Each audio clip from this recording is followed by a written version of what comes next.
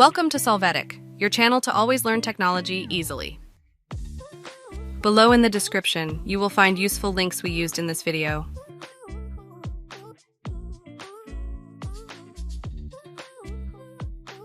Today in Solvetic, we will see how to install Messenger on laptop. To start, open the Microsoft Store. When you access it, search for Messenger. Click on the app.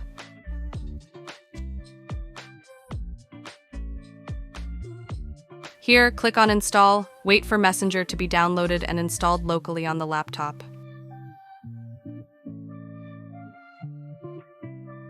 Hey, remember to subscribe Solvetic channel.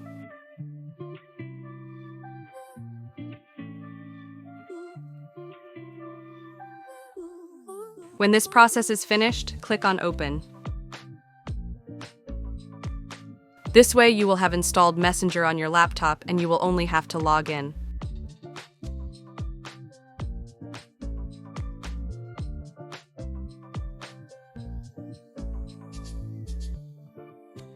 We hope it has been helpful for you.